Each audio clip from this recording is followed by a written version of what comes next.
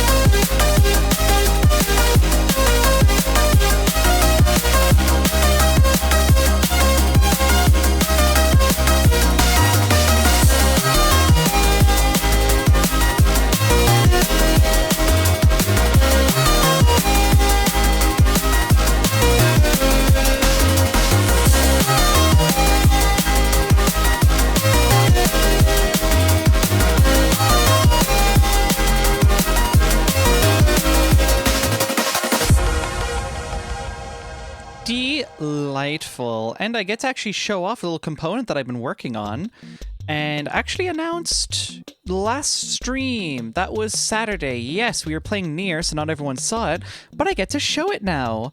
Hello everyone, welcome back, and say hello to the little song ticker, the little music ticker I have up on the top left of my little window over here. That will show a live view of whatever song that is currently playing at the moment, so nobody has to ask me. And then you could just see it, which is nice. It's great, and it looks really pretty. Look at this. I can pause it like this. It like dips away. And then if I can replay, there we are. It comes right back. Look at that. Ain't that cool? I love that. I love the live view of Ari sitting on the beanbag. Look, in lieu of an actual VTuber model, well, a live 2D one at least, this little PNG tuber doodle will do for now. That said, I'm playing around with some stuff. Nothing as of yet, but I wouldn't rule out the possibility of a bit of a visual overhaul here in at some point. Not going to give any further timeline to that because I have no idea, but I'm shopping around. I'll say that much. Yeah, how is everyone doing today? Let me say hi to everyone in chat. Hello Lion Sharks, hello Loudar, hello Retzinder, hello Auror, hello Lime Fox. Hello Sheeb. Is it Sheeb? I hope it is. Hello Julia, hello May. That is everyone. Wonderful. I think the BHGtuber adds to the charm. Absolutely. Like, whenever I do upgrade, because it will be eventually, this is supposed to be a temporary measure, realistically. I do want to still keep Aridoodle around at some point. Or, sorry, in some capacity. And we'll see how that works, I suppose, in the future. Oh, that's interesting. Huh. Twitch added a new feature, I think. I can now replay alerts if they're missed. That's wonderful. That's great. And speaking of, Retzitter did redeem a drink water, so yes, it is time to drink water. You know the deal. If you have water with you, you should drink it. And if you don't have water, you should go get some, because water's good for you. Oh shit. This is way less full than I thought it was. Do y'all mind if I refill my water? That might be important. I might need water. Yeah, I might go do that. No, I only have coffee. You're gonna have to get some water, because it is good for you. Alright, yeah, I will be right back. I'm just gonna switch over here. I'm gonna grab water. 2 seconds. Alright, we're back, and I have water. We are going to be so hydrated for this stream. It's going to be fan-freaking-tastic. I'm excited. Also excited to start trucking, so let me get that game up. Let me turn on my fan, because I can kind of feel that this room's going to start getting very warm today. He's going to drink so much water. Don't say that. Oh, fucking shader comp crashed Vaydutube again. Get back here. You're not going anywhere.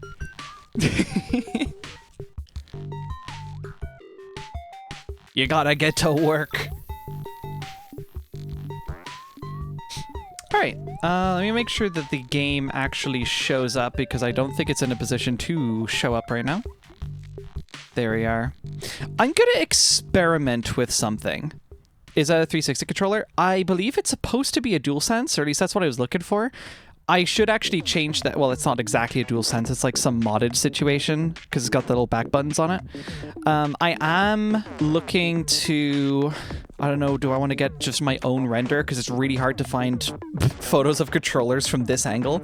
But I have a Steam controller now that's like my darling. So I gotta swap her out with a Steam controller at some point. Anyways, I'm gonna experiment with something here. So you see the little music ticker up to my left, my upper left? I'm also gonna be trying it on the game screen, which is not something I normally do, but it does mean I can keep the music on, because then y'all can see what the song is. I'll probably just dip it a little bit in the background so it's not like super intrusive or anything. But yeah, let me know what you think about this. It's experimental, and this doesn't necessarily... Well, it definitely clashes with the game music, that's for damn sure. That's fine, most of the game doesn't have music, so it's fine. Right now it is really clashing though, so I'm actually just gonna pause it, I think. This sucks. Oh my goodness, Louder! Thank you so much for the gift sub! Thank you very much, appreciate it. Cool, okay, that is actually set to control strawberry, that's good. Let me... Stop. Options. Farming... don't say that. Farming channel points. My god. Yeah. In-game music? We'll leave that. Actually, wait. We'll leave that off.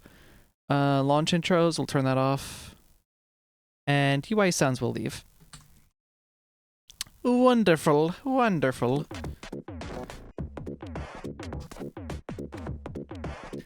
Channel points to piss conversion pipeline. No. No. Horrifying.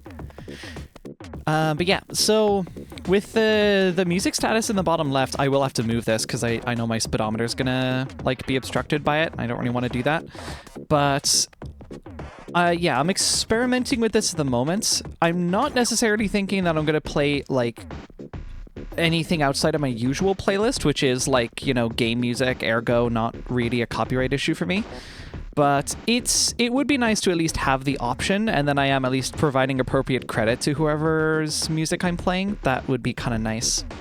So yeah, we'll keep that in, and I would love to hear your thoughts on it if there's any issues with it. I somehow doubt there's going to be issues with it, but you know, your thoughts and opinions and whatever. What are you experimenting with? Bottom left of my screen, I now have a little music ticker here that shows the song that's playing. Check it out. We got tunes here. That's a good song to start with, actually. We're gonna roll with this. Alright. Well, let's skedaddle out of here. Let's get into gear and skedaddle out of here. We're probably going to want a job. If I recall correctly, we left off where I was pretty tired in-game and pretty tired IRL. So I definitely wasn't on a position to line up a job for myself, but let's go check the cargo market. Yeah, Freight is where I get the trailer. I want this. Ooh, baby. Oh wait, no, I want from where I'm at. Sure, why not? 5 tons of medical equipment to Verona in Italy. I swear I did 2 rounds of medical equipment already, but whatever. What's one more? Oh, word? Is it literally right here? Hold on. Don't mind me. I'm surprised Ari doesn't have more mods for Truck Sim. I quite like the vanilla, to be honest. I'm aware there's some like QOL mods and whatever, but like this experience is fine. I'm pretty happy with this. Yeah, I'm not reversing into that. Just load the cargo. Music ticker looks strange in that position, but weeball. Be nice if there was a slightly better position to put that in. I wonder. Do I want to go this way? I think so. Yeah, that looks about right.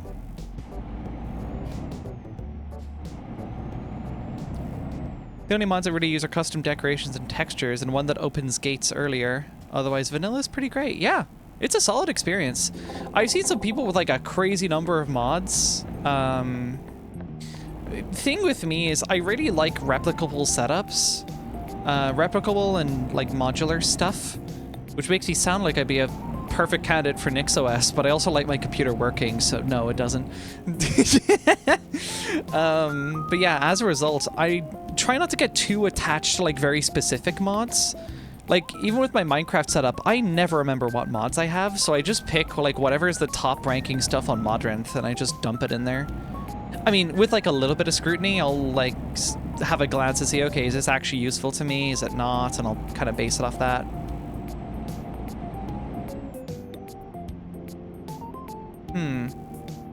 Just trying to get a feel for my audio.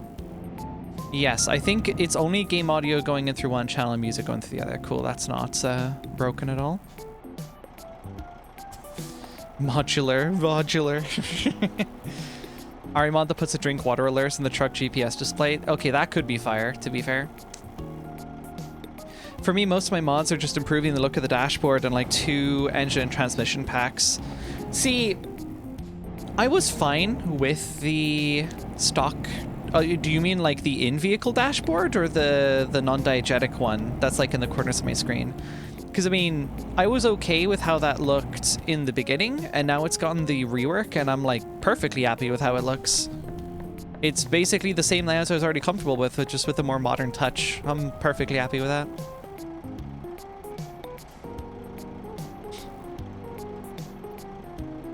Oh, yeah, Lewis, don't worry. I had a feeling drink water alerts was for inside the vehicle. That would be fun. Chat should be able to pay bits or whatever they're called to affect the game world. A lot of streamers do this, yeah. I've thought about having more bit, like, channel point redeems, and yeah, bit redeems are...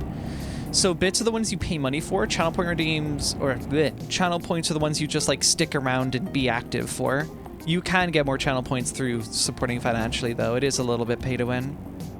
But I have thought about getting more channel point redeems into the stream. It's more a question of like, what would be the easiest way for me to go about doing that? Because my current setup with Vadotube, like, it's a very simple piece of software, which is fine, because it does what I need it to do for now. But in terms of, like, extendability, like, it's not like I can load in the Twitch integrated throwing system into Vadotube. That's, as I understand it, kind of exclusive to live 2D avatars, so it doesn't really work for me. If I am wrong, though, someone please do let me know. I would love to dick around with something like that. Is it FOSS? I don't believe it is. That's not my understanding of it. It might be. Someone may be able to correct me on that, but I don't know if... Oh, sorry. Is Vadotube FOSS? I don't believe Vadotube is FOSS either, no. It is free. Well, Vadotube Mini is free. And that is what I use. Vadotube, the full version, is currently paywalled. And it is also helmed by like a solo dev, so I wouldn't want to hound them for stuff. Tits is proprietary. No, proprietary tits. So that's why Linux users don't get sick. Anyway, font mismatch with the song overlay and the chat tickers is driving my font sense crazy. I'm so sorry, May. At some point, actually, you know what? I could probably just like hack it into my chat overlay by just doing CSS overrides. That is possible, but like not the cleanest. My music ticker is like a part, like one of the first parts of my custom stream tooling. I technically have stuff prior to that for anyone who's caught my stream play streams where I was doing dev stuff. That's all like custom tooling. Well, not the chats. No, the chats is something that Streamplace provides, I believe. But for Twitch stuff in particular, I want to build out a whole bunch more custom stuff. So that would be like, you know, I got my music ticker. I would love to have a custom chat. I'd love to have custom alerts. Hell, if I could build my own fucking Life 2D harness or my own PNG Tuber harness, that would be really, really cool. Either or. And with the beautiful work that Hoshinalina is doing on reverse engineering the Mach 3 formats for Life 2D avatars, it might not be that far in the future where I can build my own Life 2D harness in Godot with an open source SDK. Won't that be lovely?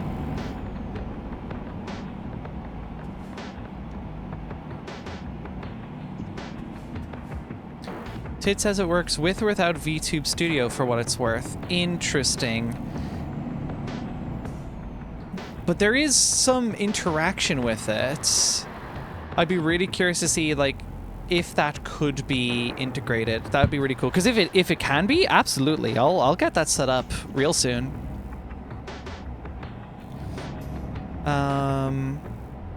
Where's Libra Boob?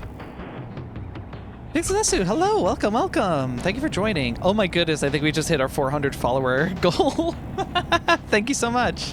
Appreciate it, appreciate it. Welcome to your first stream. This is one of the nicer streams to be joining into as a first timer. It's there's no spoilers for games you might want to play. It's just us chatting and trucking. We're just having a fun time. We're going on a ride together. If Claude was used to clone tits, would someone call it Agent Tits? Oh my god. Tits runs the OBS overlay. I could have sworn there was some like physics interaction that happened with the Live 2D avatar.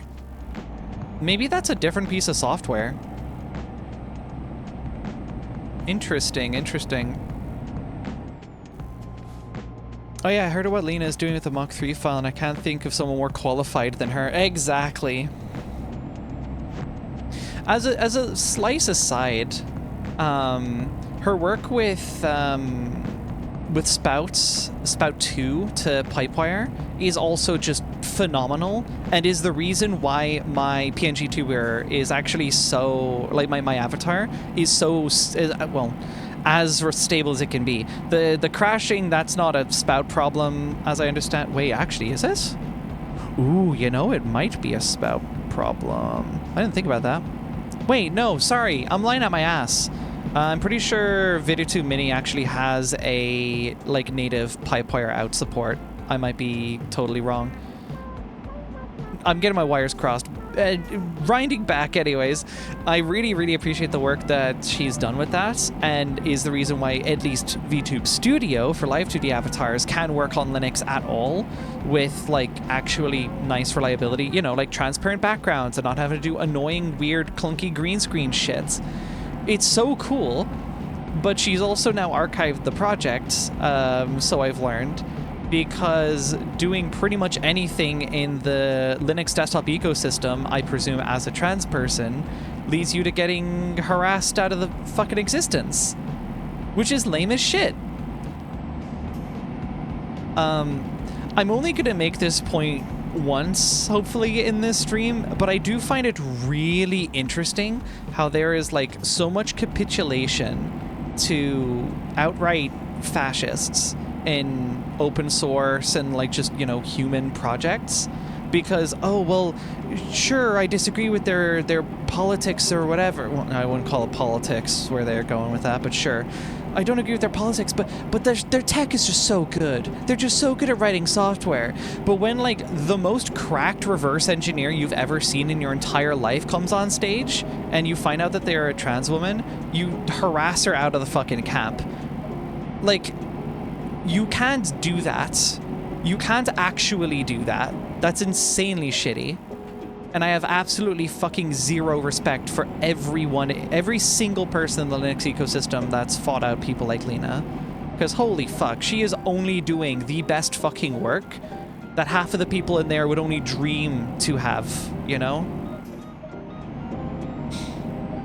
It's so infuriating because, like, at a certain point, like, it's not even about the morals anymore. Like, obviously, morally, it's disgusting, of course. But just practically, like, you're just pushing out really good fucking talent over actually nothing. There's a big difference between being an exclusionary figure and being the figure being excluded.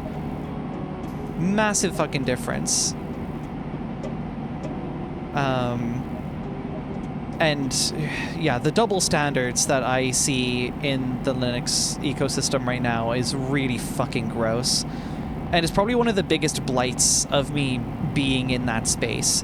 I love my Linux desktop, have no plans of going back to Windows, couldn't make Mac my, like, 24/7 daily driver machine. But fuck, sometimes the Linux community really gets me riled up. Or just fucking disappointed. Because that's what it is. It's fucking disappointing.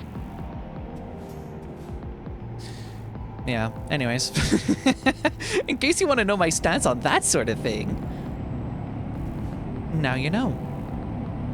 And it makes me really hesitant to even contribute anywhere near that space as well, because, I mean, well, that's the kind of shit that you get. Like, what the fuck's the point then? You pour your heart and soul into all this work, and then people just shun you out because they don't like the way you are outside of that. Be so fucking for real. Lena getting harassed so much hurts so much to see. She does so much good work. Exactly, this is what I'm fucking saying! She's a fucking gem! Treat her with the respect she fucking earned. Handily. Like, fuck, man. You don't necessarily have to roll out the red carpet if you find her uncomfortable for whatever weird fucking reason. But, like, the least you could do is not be a total shitbag, you know? Asking for very little here. Interesting musical pairing. God, I have like $500,000 in my bank. It's That's time crazy. to drink water. Oh my goodness! It's time to drink water. You're so right. It is time to drink water. You know the deal. If you have water with you, you should drink it. And if you don't have water, you should go get some, because water's good for you. I will drink to that. Why is my wheel tweaking out? Can we not? Thank you.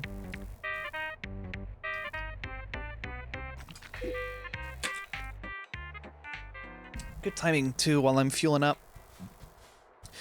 I don't like interacting with the outer Linux community. I like my niche communities of gay nerds as the homophobic Redditors. Yeah, that's real. That's so real. And it's one of the beauties of the Linux ecosystem, despite its flaws in the community.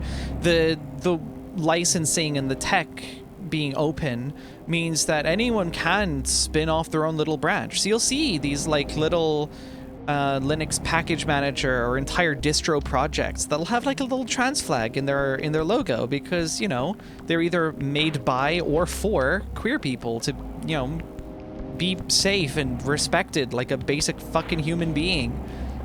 And I really, really admire that stuff. Like, yeah, despite what fascists tried to take away from us, we've got a pretty decent moat built around us at this point, at least in the tech world, where we can kind of just exist, which is nice. What's your stance on trucking? It's fire. It's a fun pastime.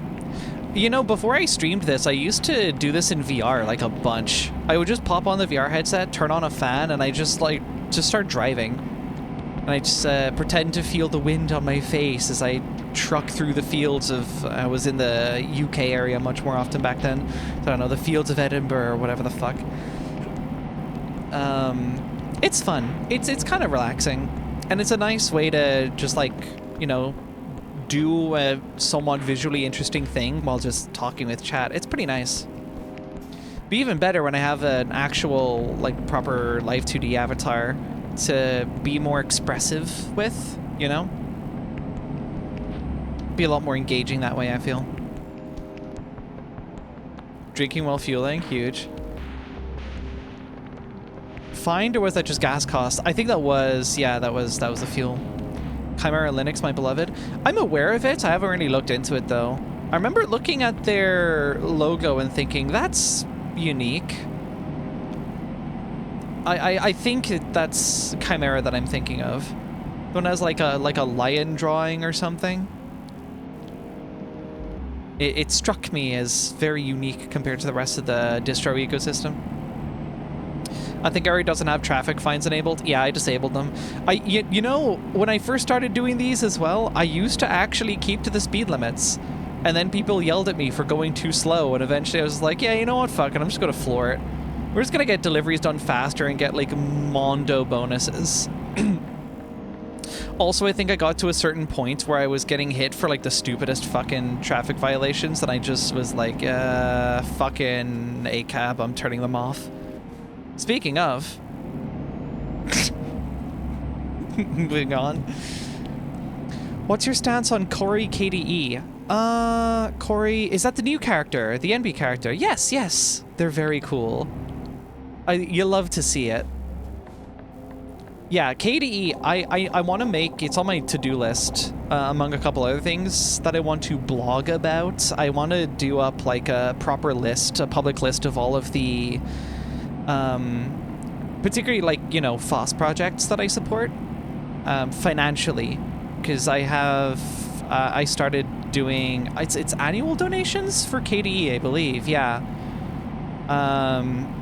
I gave my first donation to them, and that's going to be on an annual recurring basis a couple months back. And I'm only delighted. I've also donated to a couple other projects. I think I donate to the Godot Foundation. I am currently donating to Wikipedia, but I'm thinking of pulling that, very strongly considering pulling that, because I have heard first-party accounts, or at least very close to first-party accounts, of people getting kicked out for unionizing. So they're union busting over there, and I'm not cool putting my money towards that. So, yeah. The problem is, they apply so much fucking friction on it, I have to email them. They don't just have a thing where you could just cancel your donation, you have to email them. And I'm like, girl, you do not want me emailing you about exactly precisely why I am withdrawing my donation. I don't think you want to be dealing with that. Wikipedia's union busting, aren't they a non-profit? That's my understanding of it, yeah. Union busting is not just a for-profit corporation thing, apparently. This is just a thing that can happen.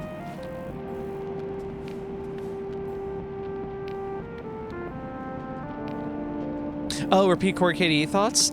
Yeah, awesome. I love them. They're very cool. If I'm understanding correctly, they're the new non-binary KDE mascots. Yes, Corey is very cool, and I love to see stuff like that. That's what got me started talking about. I support a lot of FOSS projects now. After the work internship that I did, I had a chunk of change left over, and I was like, yeah, you know what? I would really like to pay this forward towards a lot of the organizations that are making my current setup possible. So I'm donating to KDE, I'm donating to Blender, I'm donating to Godot. I should donate to OBS, actually. That would be pretty cool.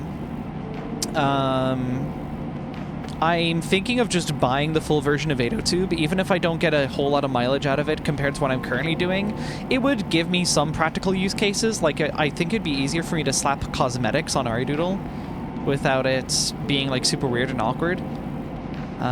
Because VedaTube Mini literally just has you shuffle between PNGs. That's it. It's fine for my use case. Like, you see it works here, but it could be a lot better. Very, very customizable. I could tweak a lot of things based on, like, the way that I'm speaking or whatever. Changes how she bounces and rotates and stuff. So, yeah.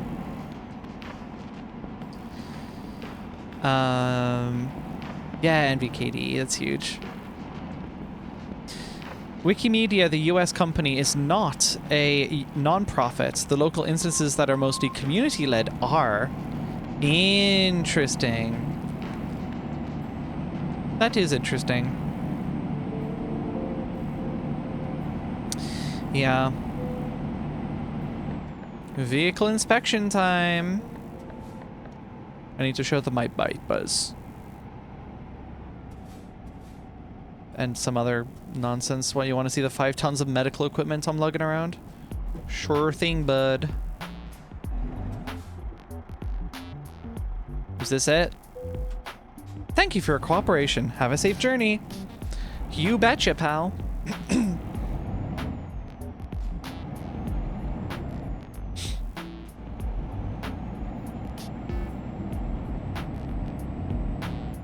Yeah, the Wikimedia stuff is really fucking upsetting. I'm genuinely very, very disappointed in that. If you are a company or organization worth any amount of salt at all, you should be welcoming unions with open arms. It means your employees care, that they are treated well, and if you are not a complete and utter bastard, you should agree with that wholeheartedly, and you should absolutely be welcoming unions. Because, like, also, like, an actually decent union is... They're not going to try and, like, fucking suck you dry, dude. Like, if your business is being run in a way that it can't sustain its employees fairly, that is a you problem. That was your poor management as the director or some, you know, higher up at the company. Like, it is your responsibility, literally per law, to give your employees, like, basic fucking necessities. And if you are failing to do that, yeah, let the union do their fucking thing. Because you would need to be put in check then.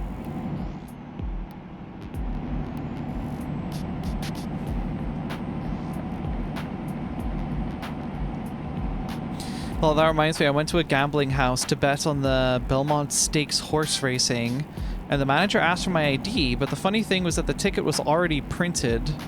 Huh. Yeah, funny moment. Bet that dude hasn't seen an adult learner permit.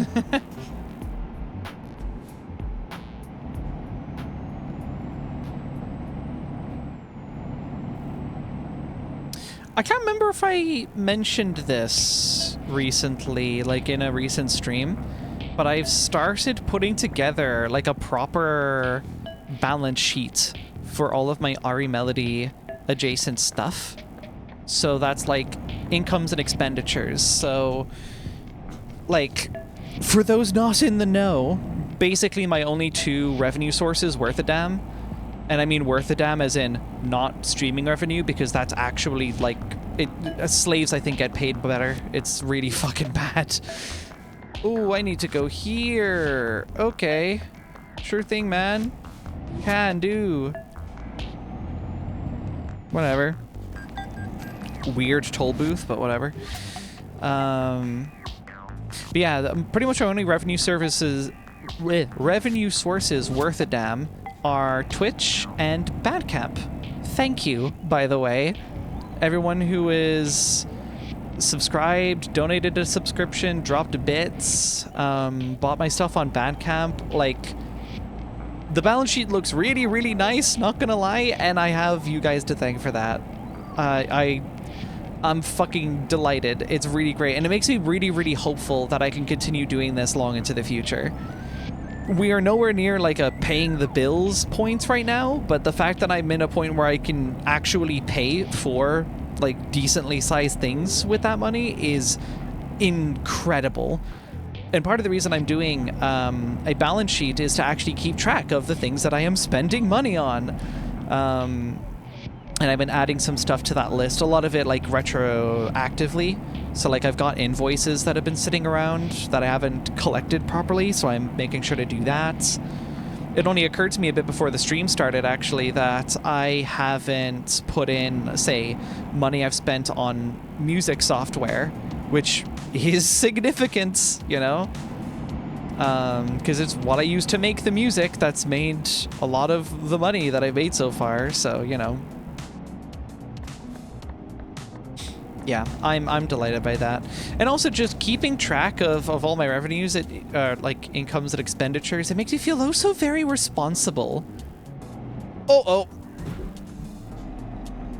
Whatever, bro. I legitimately did not see that gate there. Doodle GPT, drive into the wall. Hey, you got your wish. Oh, how badly did I fuck up this engine? Wait, why the fuck was I on A14? The shit? Hard gates. Really fucking strong gates. But yeah, tracking all that stuff makes me feel very, very responsible, because I'm not in a position where I'd be like paying tax on anything. There is a minimum threshold in Ireland for that, and I'm not near that, but things look optimistic, and I would like to just keep track of everything just to like kind of build the habits, I suppose. So yeah, it's cool. If y'all are doing like little self-run, even if it's not like an official company or business or whatever, if you're doing something that could pose as a self-run venture with money involved, definitely recommend just like open a fucking spreadsheet and just like learn how the software works. Like start getting familiar, just start plugging some stuff in. I've got a little, like, it's very, very simple. I track my stuff by like the company that I've gotten money from or given money to, the category it falls into, the original currency that they sent me the money in, which is very important, and then the conversion rates over to euro also. Well, not the conversion rates, but the converted euro amount, which is also very important. You can extrapolate a conversion rate from there. Invoice IDs or order IDs, what have you, transaction IDs, little notes. You can just like throw all that stuff in, and it's fairly simple, and then the rest of it is just like format it nicely. And I have one column that's just for like the total balance.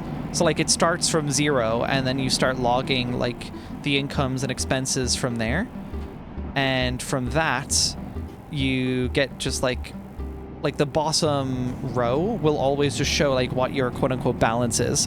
Because keep in mind, like a lot of this stuff I pay for out of pocket as a baseline, but it's only in hindsight I'm realizing, oh yeah, because I've actually made some decent enough money from this. I can just like apply that into, I could put that into the balances, because they are very much qualifiable as business expenses. If I wasn't paying for music software, I couldn't exactly make music now, could I? Probably not going to count my copy of Ableton in that, though, because that's like far enough back. But I am looking at switching to Bitwig, and I have paid for the privilege, so that is something I would be factoring in. Music plugins that I've got, that factors into my creative work and all that jazz, so... I think there was a question a little bit up in chat asking if I am GDPR compliant. It's funny, I've made jokes about that kind of stuff before, actually. So like, in terms of things that I would collect data on, and it's more like just a thing that happens automatically, I guess when you connect to like my websites or something, like my website or my personal website or stuff that I just host, I guess your like IP address and user agent might be logged, but I am genuinely the kind of person where it's like that information means very, very little to me unless I'm actually investigating like a DDoS event or something, which has not happened yet, so whatever. Sometimes I use it to diagnose like my own issues connecting to the service, but aside from that, the minute that my servers run low on space, you best believe my server logs are like the first thing going out the window, because those things take up a lot more space than you might think sometimes.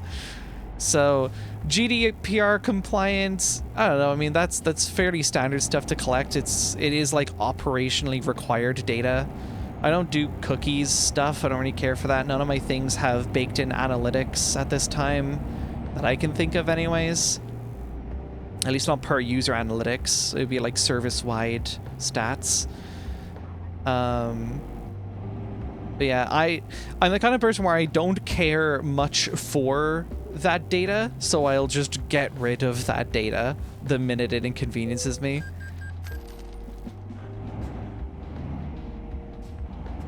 REXRT game stream when? My goodness. I mean, it'll be an interesting day when I'm popular enough or like in the right circles enough to be in the same circles as RT Game. That'd be pretty wild. There's a lot of other folks that I've watched or currently watch that hang about with RT Game on the odd occasion, so yeah, to be like a few people or a few relations removed from that would be pretty funny.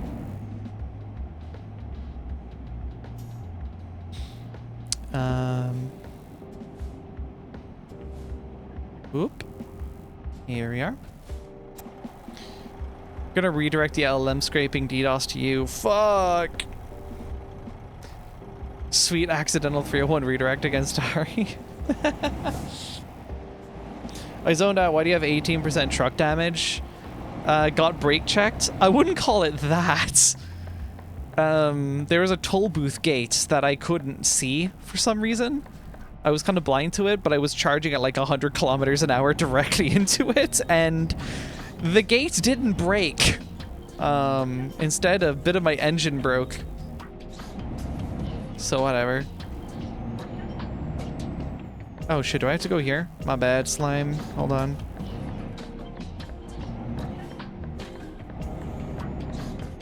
Oh, wait, hold on. Oversteer isn't set up correctly again. 1 second.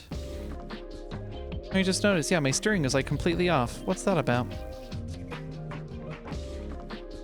Do I have to launch this after the fact or something? No, that steering rate is just completely off. The fuck? I'm only turning it a tiny bit, not fucking 90 degrees. Let me try relaunching the software. Yep. Okay, that's more realistic. Great. That's not going to throw me off at all. Are you gaming extreme on Linux? If so, what Proton do you use? Depends on the game. Once I'm parked, I can check if I'm even using Proton at all with ETS. I think I specifically have used Proton to get VR working, but I think this game has a native Linux build and has been working fine for me, if memory serves. But I will double check that for you. Yeah, I've been gaming and streaming on Linux since I started doing RM Melody Live, which is a point of pride for me. I abandoned Windows it was last February and went over to Void Linux for quite a time. Eventually, I got fed up with Void Linux because community support for like a stable desktop is a little bit awkward, and I switched over to Fedora this February. So I spent about a year on Void, and now we're on Fedora, and I am still not looking back, not for a second. Oh, that is a damage penalty, ain't it? That's unfortunate. Yeah, Proton the GOAT. Yeah, let me have a look at that Proton for you and see if I am even using one. I don't believe I am. Force the use of a specific Steam Play compatibility tool is not enabled. Let me poke at my processes and see if I can find anything.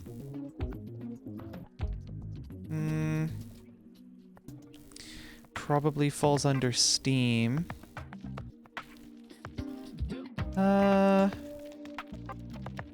Yup. This appears to just be a Linux binary. There is no Wine, no Proton. It's Steam running Reaper, running SRT BRAP, running PV Adverb, running Euro Trucks 2. Yeah. So there you go. That's your answer. I'm not even using Proton here. Inject the local file, see if it's Linux or not. Yeah. Right, I need to find... Well, there's a repair place. Let's go there. And then I will take another job. Ah, I'm reversing. Didn't expect that.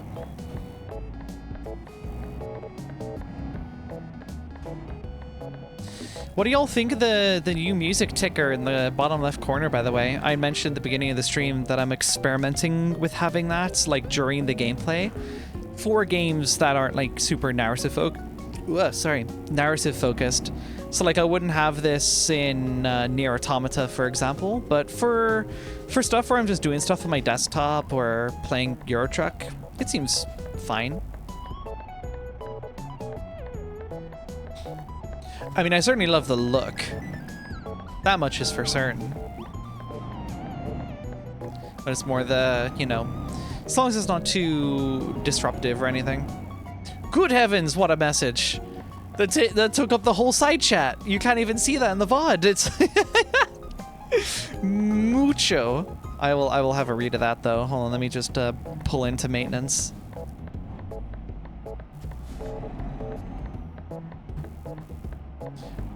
Oh god, I think the message was so heavy my my Twitch chat window like froze up. That's really funny. Fedora is the best Linux I've used for gaming. I was very reluctant to use Fedora because I didn't like the... Oh my god, louder, you bastard. Now I have to scroll up. I was very reluctant to use Fedora because I didn't like the idea of having to upgrade feature releases. Right. Don't like the idea of having to upgrade feature releases often, but honestly, it doesn't feel like a big deal as something like Ubuntu is. Prior, I was daily driving Debian, but it was really yucky having to work so hard to make the AMD and NVIDIA graphics work optimally. And Hyperdimension Neptunia Rebirth 1 refused to use my NVIDIA no matter what. Yeah, I have been fairly staunchly against Debian for desktop, and it's not because I have any ill will to Debian. I actually adore it as a server distro and use it on all of my servers. Bar maybe like 1 or 2 Alpine containers, I guess. And I mean like LXC, not Docker. Pretty much every Docker container is Alpine these days. Should I just replace some of these? The wheels are kind of fine. I think I'll leave the wheels for now.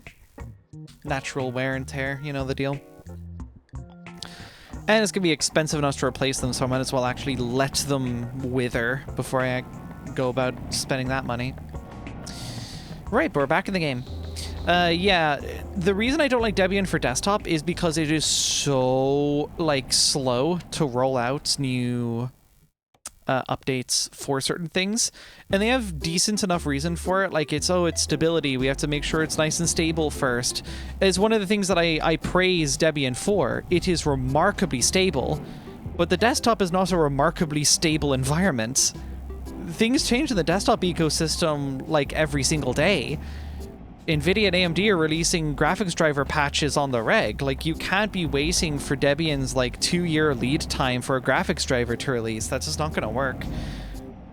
I'm sure gaming-focused Debian distros like Pop! OS probably have this down, but that's if you're willing to deal with whatever weird migration / growing pains Pop! OS is going through right now. I think there might be other Debian-based gaming distros out there. That's just the main one I'm aware of. Pop! OS is shit. Okay. We got some opinions in the chat. Oh boy. And I just don't like Ubuntu in general. I'm not a fan of... I mean, I'm mostly not a fan of Canonical because other people aren't a fan of Canonical. That is kind of just following pack mentality at that point. I don't have a very good reason for not liking them. I don't like their UI, personally. So I guess that's a me reason to not use Ubuntu. I much prefer KDE Plasma. I even prefer GNOME to... Is it Cosmic? No, Cosmic is the Pop! OS one. I think. Or, no, Pop! OS is using Cosmic, if I understand that correctly. I don't remember. But either way, not a fan of Debian for desktop, but for server it's fine. Debian is stable, except once every 2 years when you have to dist upgrade and get hit with a hammer of 2 years worth of system config changes. Yeah, I remember dist upgrading one of my systems because of some... oh yeah, it was diagnosing a config issue in some software that I was running. And I noticed that their system requirements had changed the Debian version to go like, oh, you have to upgrade. So I went and upgraded. And that upgrade probably cost me like an hour of my life just fixing everything. Had to stream in the background. I returned to Linux opinions. Oh dear. I think Fedora is fine enough, to be fair. I think Fedora is a fantastic workstation distro, personally. I have not had a problem with it since I switched. If anything, it's been like markedly better than my Void experience, and I tuned my Void experience to be very close to what I have on Fedora today. But because Fedora maintains that environment, not necessarily me, I can be fairly sure that it's actually just going to work. And that is a lot of peace of mind for me on a system that I do use for gestures vaguely, a pretty significant part of my business. So it's important to me that it all works well. And Fedora has treated me very kindly in the time that I've been on it. I saw something here. What was it? Was it Fedora is good, but DNF is really slow? Yeah, so sluggish. Hey, I mean, DNF's been fine for me. I don't know what the problem is. I don't do upgrades like... I do them like once every day or two. And it's like fine. Yeah, weird. I'm not really at that problem.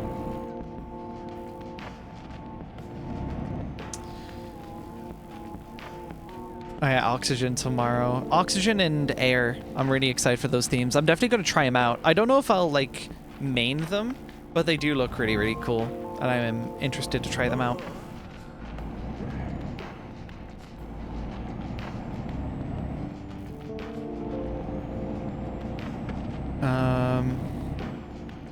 Yeah, Ari, hi Julia, Plaza 6.7 is scheduled to drop tomorrow. Oh, fuck, man. This is already a problem when Linux kernel 6.7 came out. For fuck's sake. I had to hear it then, I'm gonna have to hear it again now. Fuck.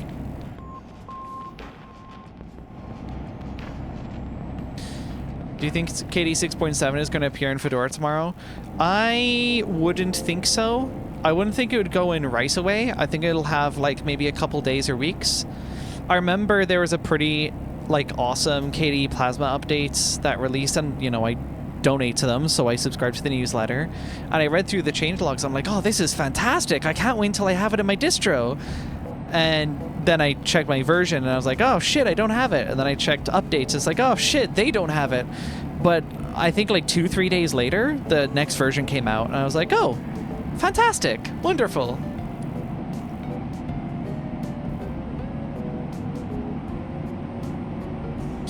I did see some very nostalgic thoughts on KDE Plasma 4, though I wasn't around for KDE 4. I was, or sorry, Plasma version 4. I was still a Windows girly for quite a while before then. When I joined, I think the transition from 5 to 6 had recently happened. Recently enough, anyways, in the grand scheme of things. I think the 5 to 6 transition was fantastic. Because I remember having so many like weird kludgy issues with Plasma in 5, but like it's not just the software starting with 6, it's also just the ethos and the spirit surrounding KDE and how they've been designing software around the time when they released 6. They just seem really, really focused on actually just delivering like a really nice, well-rounded experience. Not just like little micro tools that fit little niches, but actually building like a full viable desktop platform. And for someone like me, who wants a viable desktop platform in Linux, is delighted to see that. So, yeah, that's really, really cool. I think that was a massive positive change. Though I'm sure some people really like the, you know, the UI style of 4 or whatnot.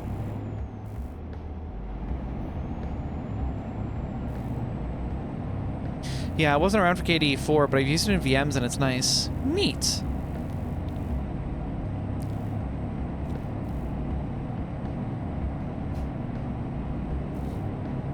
Oh, how many of you have seen the schedule for this week, by the way, and are excited for the GIMP stream on Thursday? Gonna be using GIMP for like 2 hours.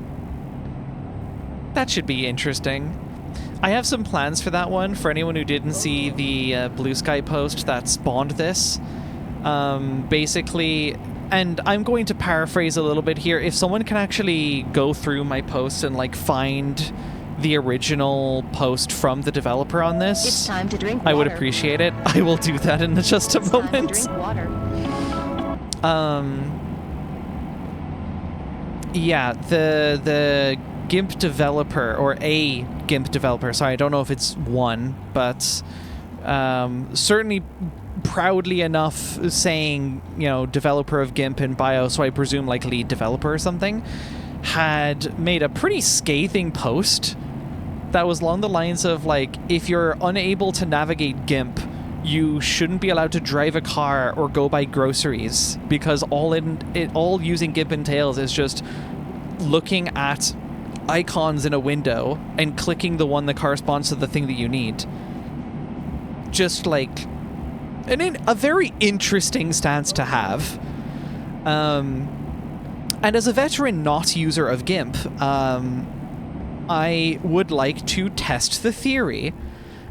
I have poked around at GIMP, but every single time I have used it, it has been a little short of a nightmare.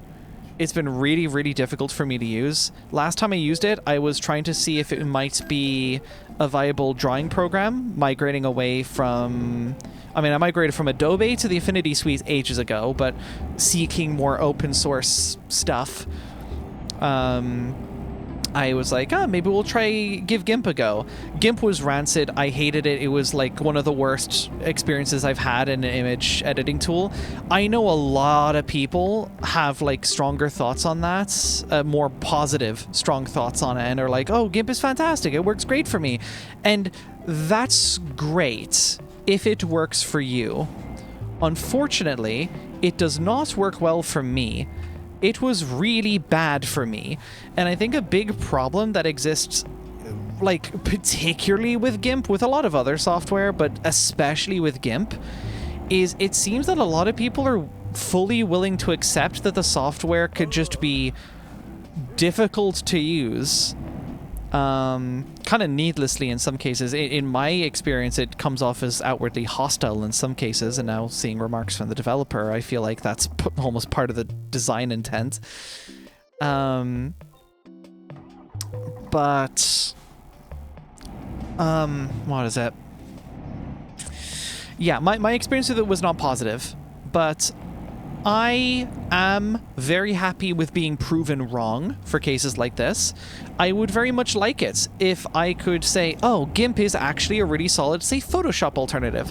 If I could make the thumbnails that I make for videos, which currently I do in Affinity Photo, specifically from the V2 Affinity Suite, if anyone is curious. You can no longer buy that V2 suite, by the way, because now Serif, who makes Affinity, was bought by Canva, and they've now dumped every fucking feature of the V2 suite into a fucking Affinity Everything app, which I don't like. I'm actually very concerned about the future direction of the Affinity product from this point onwards, and I've spoken about that back when that acquisition first happened during a trucking stream.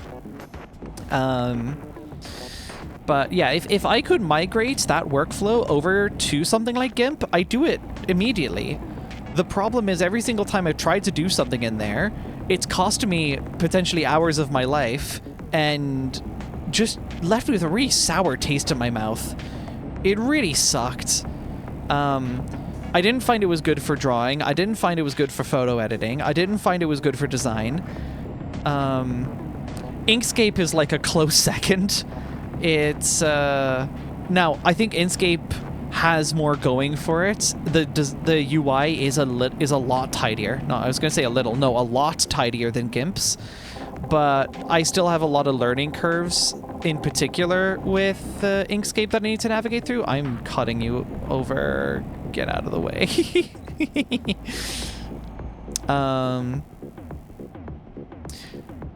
Yeah, Inkscape I've had some difficulty with, but that's a piece of software I actually think if I just spend enough time with this, I might be okay.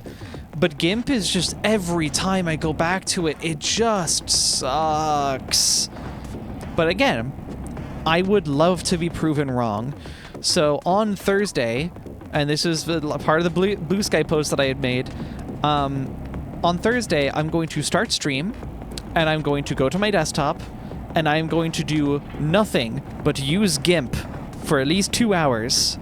My initial goal is going to be to make the style of thumbnails that I make for my VODs channel, at RA Melody Live on YouTube. I'm going to make a thumbnail for that. and it needs to be the style. I'm not willing to make like design concessions because, oh, the software makes it difficult. No, if you can't do the thing the way, like if you can't make the intended output, it's just not compelling software at all. It just isn't. So my goal is going to be make one of those, and then with any spare time I have left over, I'm just going to like do more image manipulation and design stuff, because it's GIMP. It's the GNU image manipulation project? Is it GNU image manipulation project? Is that what that is? Program, right? Yes, program. Thank you. Quit manipulating the image. I'm always up manipulating my image. Wait. Forget I said that. But yeah, it was partly an idea out of spite, but I also think it could actually be a phenomenal opportunity for me to be proven wrong.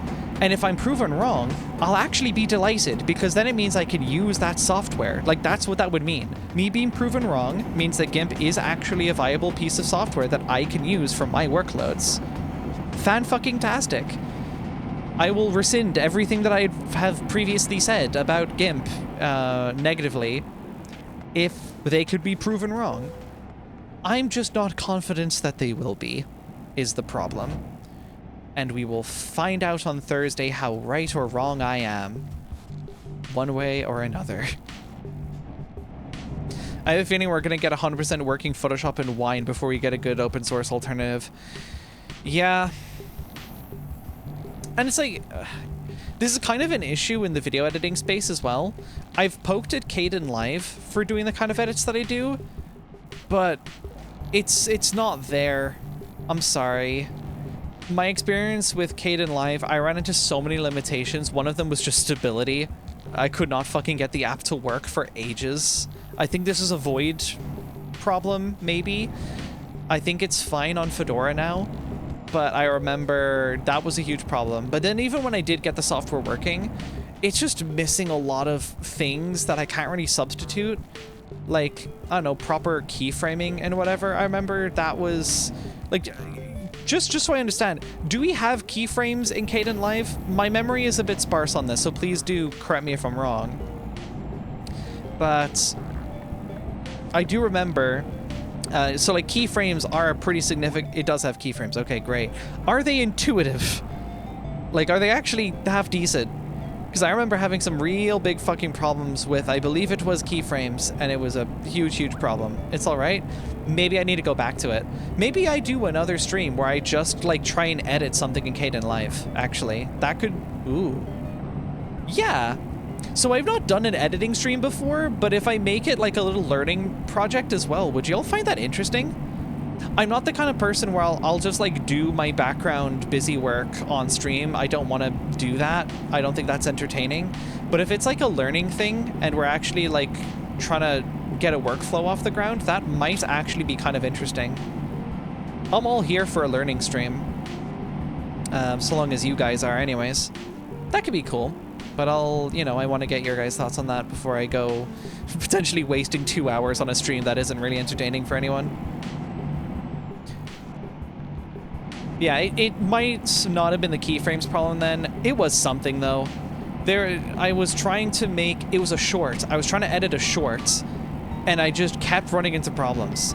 Maybe it was text editing because I do captions as well. It might have been text. I'd have to poke on that. Yeah, Twitch chat's been really buggy today. Sorry if that's been impacting you all. Not a me thing, at least. I've been dropping out and reconnecting as well. This just seems to be what's happening today. Text editing was fine when I used it, but it could be better. A lot of programs really get text editing wrong.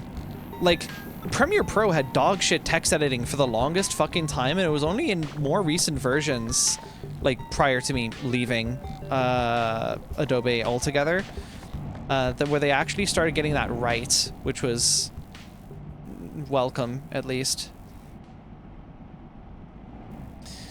Yeah.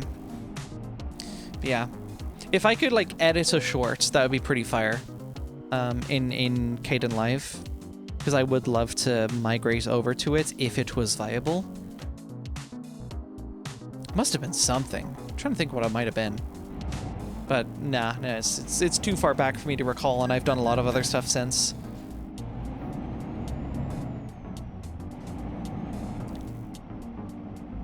Left monitor trucking, right monitor deadlock. This is the main method. May, you're playing deadlock right now? Yo. Huge. I hope you're enjoying it. I don't know if you're doing bots or Q right now, but I hope it is going well, whichever way you're going. Oh, for fuck's sake, where did Doodle go? Get back here. I don't pay you to slack off. I don't think I have any updates on the bug ticket, unfortunately. I might have to... I really don't want to ping the, like, solo developer, but the ticket has been sitting there for a while, and I think the reason I didn't get a response is because I took so long to respond the first time, because I didn't realize I actually had notifications off for that thread. I did not mean for it to be like that, though. My assumption was when you created threads in Discord forums, that you would immediately get notified on everything that goes on in it, but no, that's not how it works. Yet another fucking -1 for Discord's incredible forums feature. We should really just be using all the regular forum software. It pains me so much. I get that it's very accessible, like it's really easy to just spin up a Discord forum, but like, fuck man, it's got some problems. Oh god, Discord is a bug tracker? Well, like, again, it's accessible, right? Most people using VedoTube probably have a Discord account. Oh, that's not gonna work. Most people using VedoTube probably have a Discord account, and I'm sure the developer would much rather just use the facilities already provided to them rather than spend time getting a VPS up and running and spinning up forum software.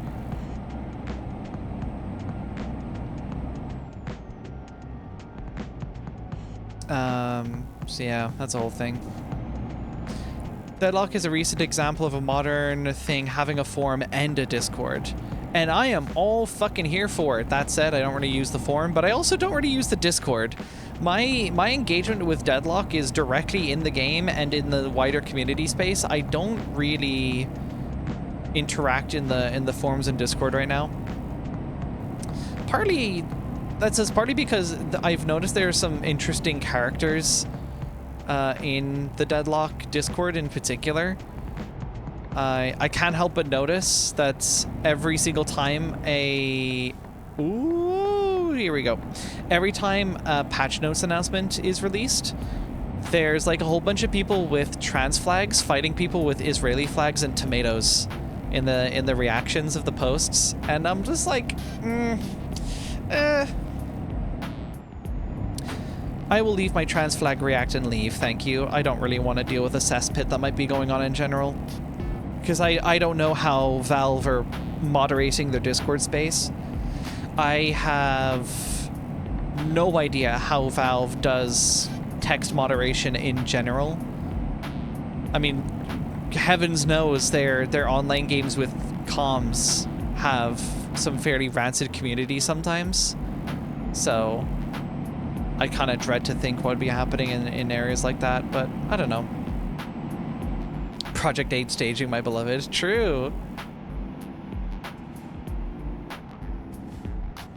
I wrote an article today deducing that Discord, the company, is responsible for wasting 3 petabytes of RAM at all times worldwide. I mean, feel free to link it, actually, because I am interested. And if you want to expand on that in chat, that gives us something to talk about. If the whole blog post is just going to be, or if the whole article is just, oh, Discord uses Electron, that might be a little bit weaker. But I'm sure there might be some other weird cruft stuff that's going on.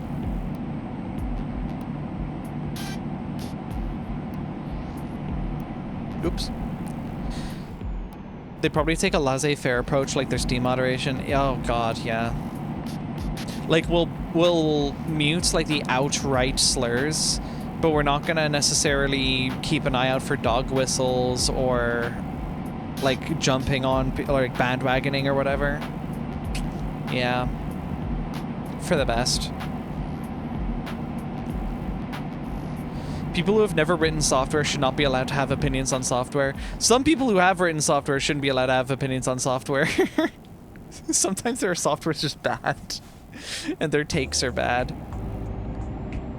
Like the kind of person that's like, oh, well, I write my software this way, so everyone should write my software this way, completely ignoring the fact that maybe the way that they write software might work well for them, but not for someone else. It's a small bit of a blog post. Oh, sorry. Small bit of a big blog post. But yeah, it's just shitting on Electron. Nothing groundbreaking. Part of a larger how dare you blog post. Interesting. Software bad, case closed. That's true. We should have never taught Silicon to think. Horrible idea. Taught Sand to think. That's what it was, yeah.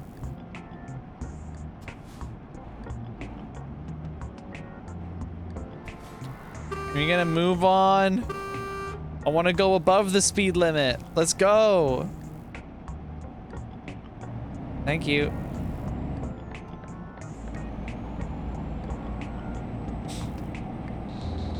In my honest opinion, Electron is a necessary evil from the perspective of the devs because native UI toolkits all suck ass. Yep. So true, but skill issue. I could say yup to both, I guess. I can acknowledge it's not a super productive conversation.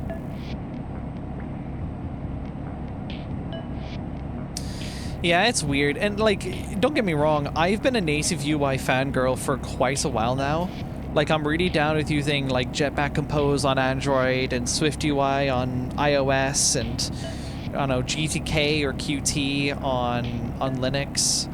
Like, I'm all down for that.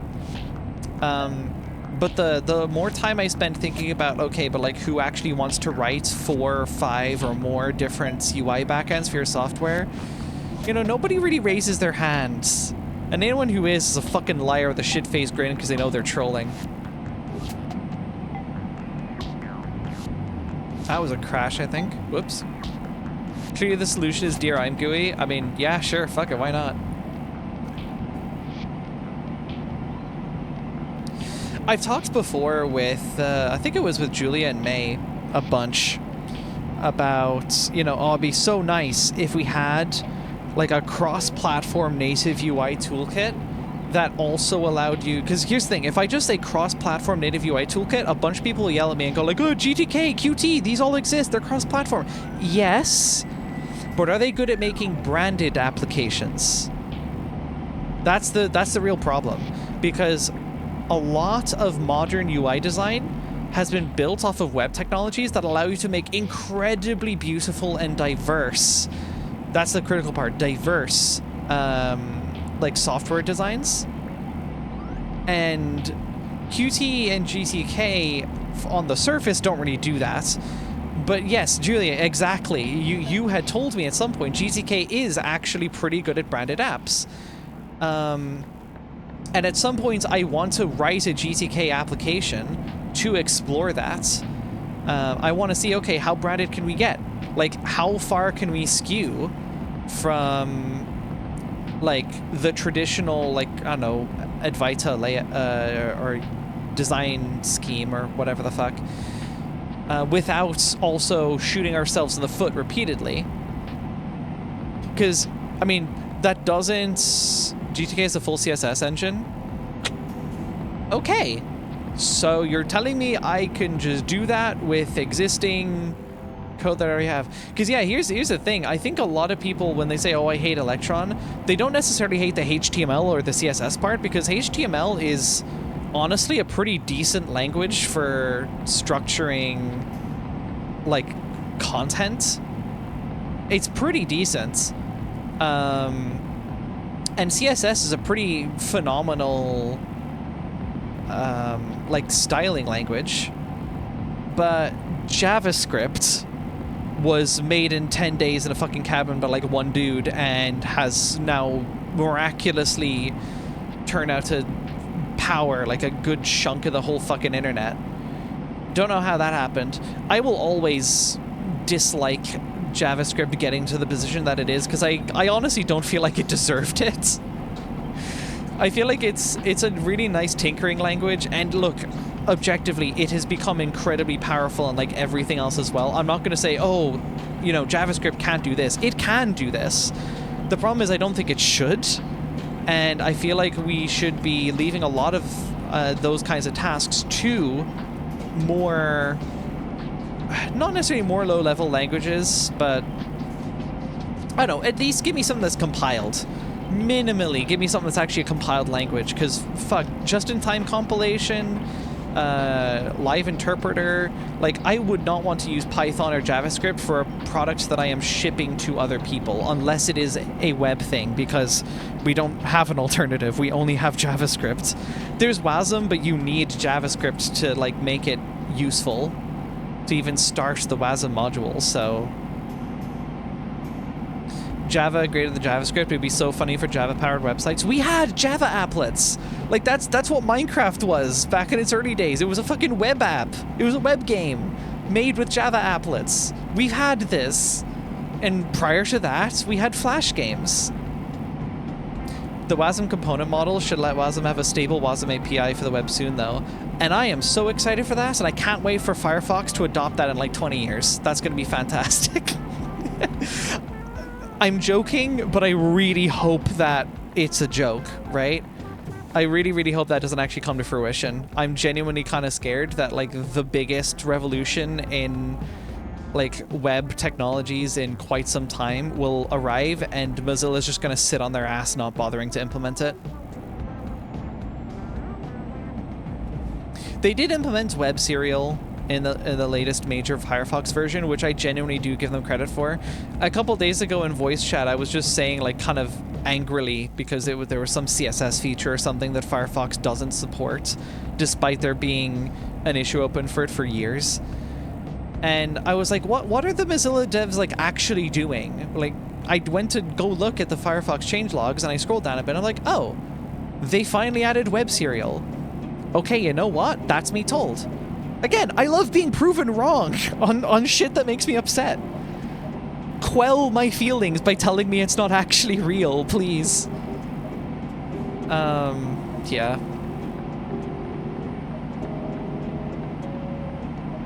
Oh, what? Firefox's WASM engine actually already has a WASM component model behind a feature flag.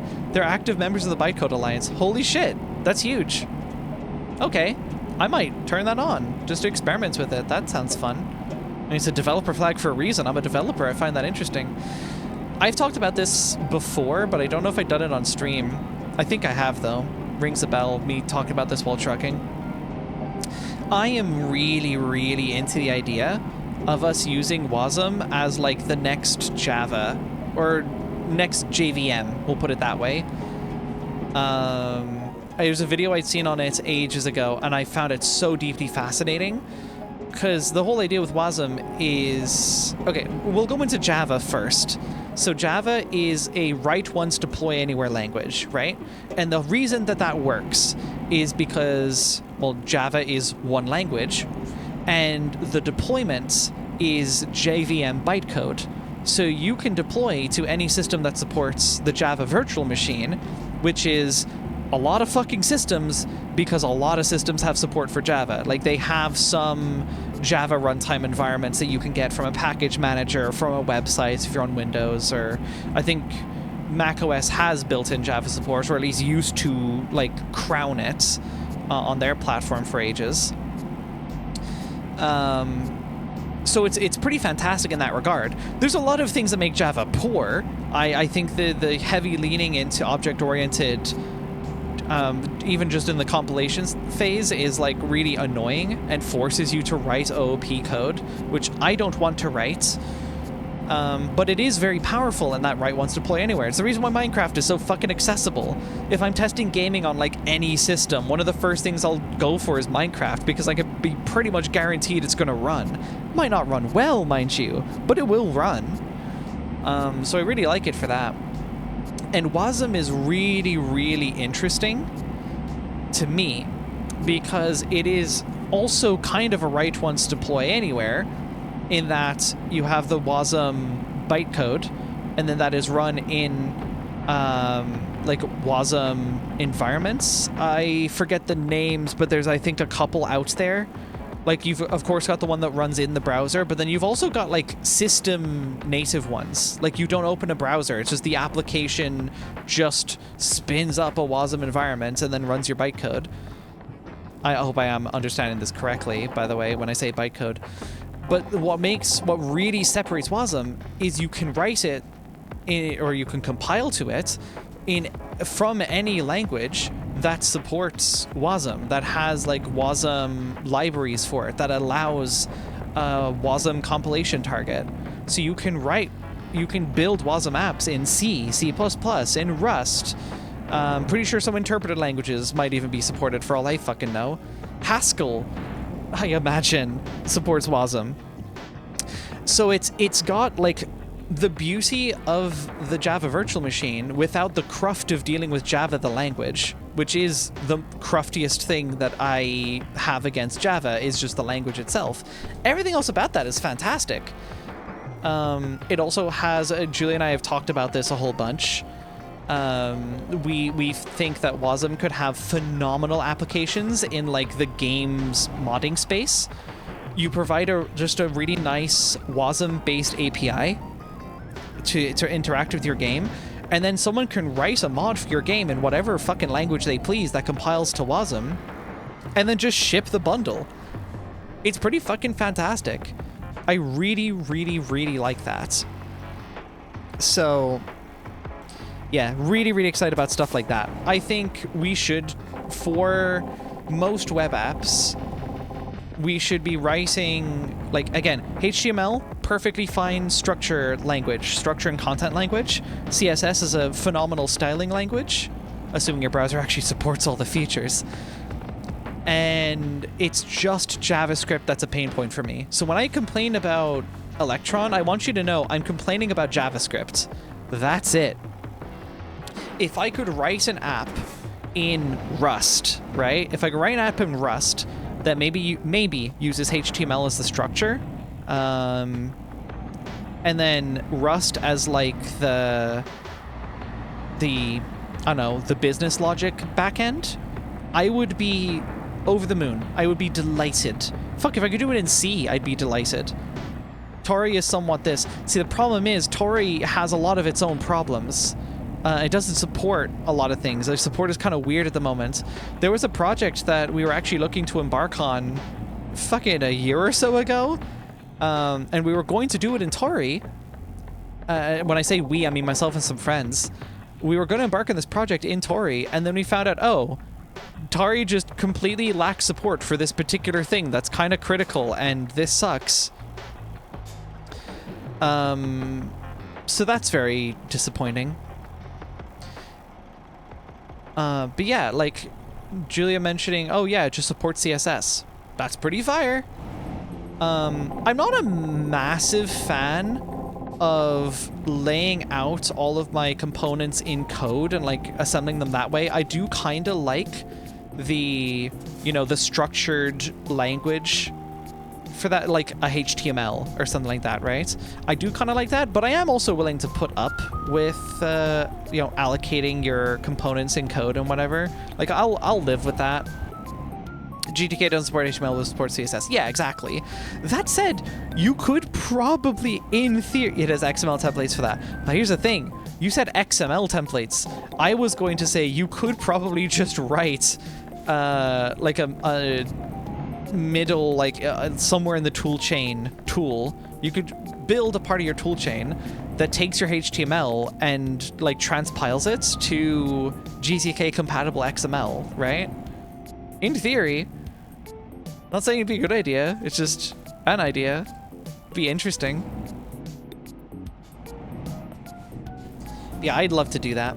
And in fact, you know what? I was doing dev streams a while back where I was learning Vulkan. Maybe when I'm done with that, maybe I move over to learning GTK and trying to build some app with that. The kind of go-to app that I like to build nowadays if I'm testing like a whole new framework or whatever, is I like to build something that just hooks into an API, because I don't want to do business logic or template data. I want to just plug into something that exists, and my website has an API. It has a REST API, so you can query my whole music library in JSON format. So if I could just, you know, query that, pull the data, and like load it into a bunch of templates and stuff, that'd be pretty cool.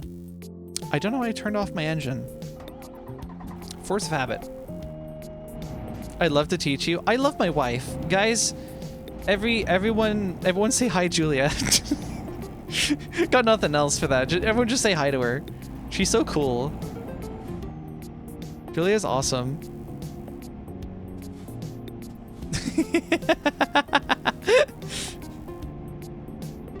She's so greased.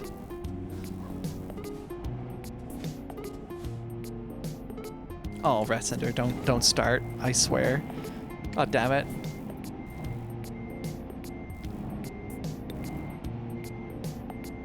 It's the best KDE version. Uh-huh. She barked. I want everyone to know this. I wholeheartedly believe that.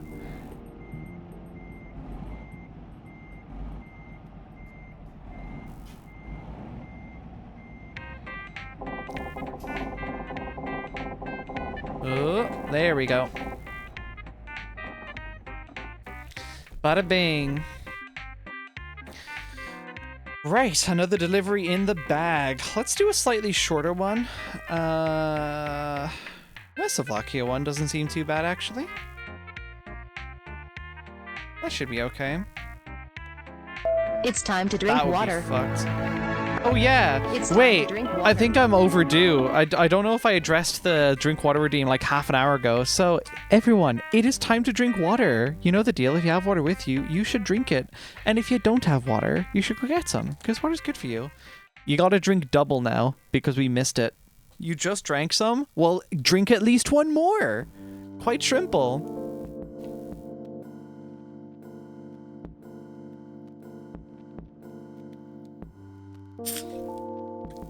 Oh yeah, I'm nice and hydrated. 21 tons of diesel generators. Sure thing, boss.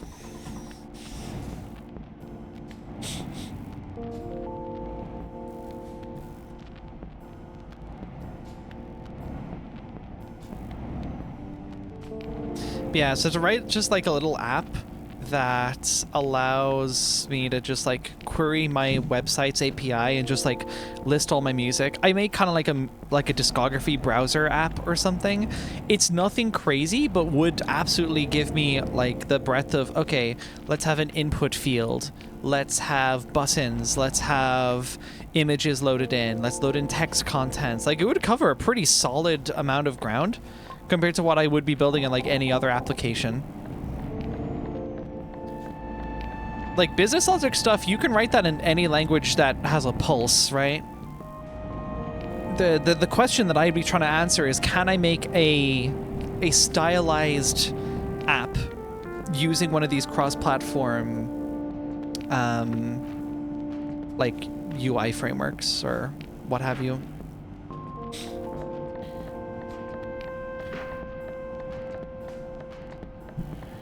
glib has really good C support too, by the way. Interesting.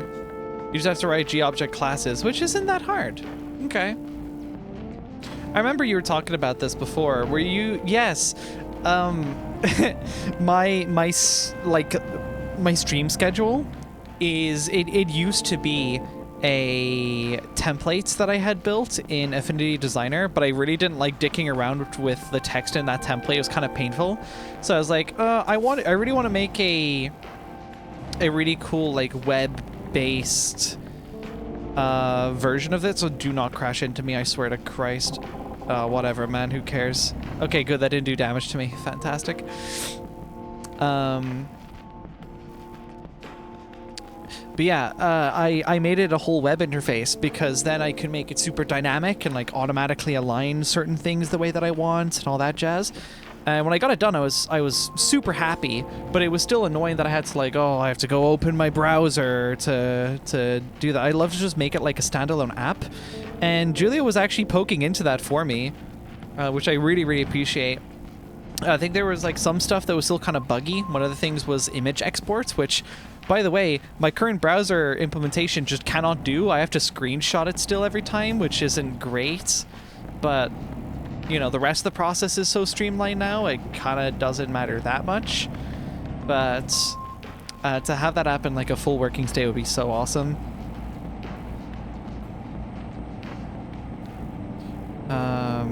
Yeah, we should make that entire thing GTK native as a fun project. Oh, like make the actual design of it GTK. Oh, right. Yeah, because we're still using it. We're just making a web renderer, isn't it? Yeah, you have a GTK app that literally just has a like a web view in it, isn't it? Yeah, I'd be down. That would actually be a fantastic challenge. If if GTK is able to do outlines with a gradient on it, it already sweeps web technologies.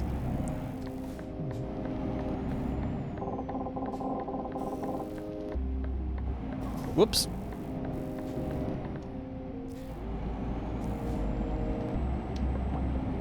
Well, yeah, that's exactly what I'm talking about. Yeah, it's in a web view right now, but yeah, if we can do that whole thing in native GTK, that would be so fucking cool, actually. I'd be very down for this.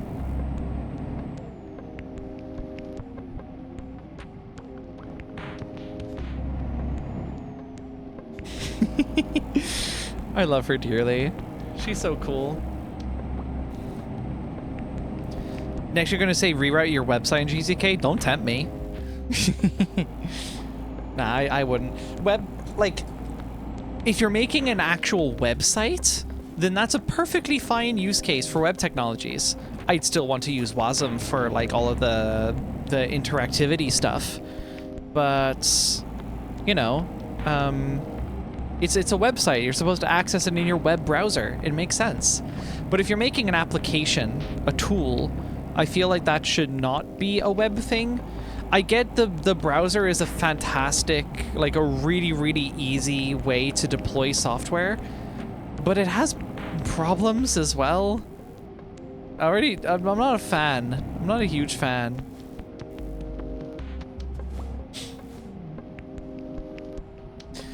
Oh no, Julia.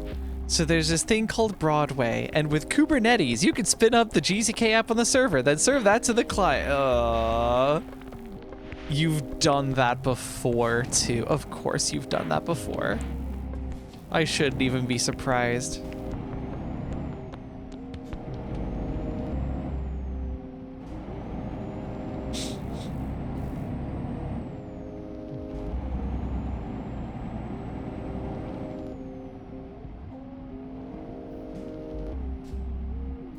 Plus Kubernetes reference, exactly. She works with Kubernetes in her fucking day job. I think she gets a right to talk about Kubernetes.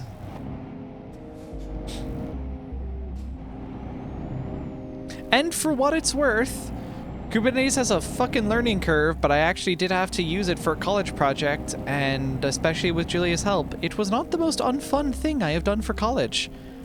The most unfun part was in that same project we were forced to use LLMs to write half the code. That was very annoying. And I'm so glad I'm graduated now, so I don't have to fucking deal with that ever. Oh yeah, by the way, actually, I talked about this like a month ago. I did submit like my last bit of college work last month. My grades actually came out today. I've passed, baby. We fucking passed. Let's go. So I get to go to work soon because I actually got good grades, which is pretty much the only thing that my contract was like leaning on, basically. Yes, well, I'm done. I'm done. I go in for a graduation ceremony at some point in the coming months, and I never have to step on campus ever again. Which is fantastic. And I'm not sure I ever will, even for like, oh, reskilling or whatever, because, like, I've talked about this before. A lot of the shit that I've learned over the years, I have learned over self-teaching. College has helped me stay streamlined on certain subjects, and that's nice. But like music, I'm self-taught. Streaming, self-taught. Video editing, self-taught. Graphic design, self-taught. A lot of the software that I've built Some of it was minorly influenced by stuff I did in college, but a lot of it was just, you know, I look around. I learn from other people who experiment with this kind of stuff, and I learn new things as a result. Going to a college for the library, though, usually very cool. That's fair. That's very reasonable. I wonder, is our college library actually publicly accessible? I don't know. I have needed a... Did my music just stop midway? Oh no, we're good. It just ended. Yeah, relax. I don't know if it's publicly accessible, because I think you do need a like student ID to get in there, but there's other libraries. And bookshops. You know what I'd really like to do with some free time? I'd like to actually read some fucking books. It's not like I never read. Like, I can read. That's not beyond me. It's just most of what I read is digital, on a screen. But I specifically want to be able to like just sit back and just read a book, where that's like my primary focus. That'd be pretty nice. Not today, but eventually. Hopefully. Oh yeah, I forgot to pull in for a rest stop. Let's do that.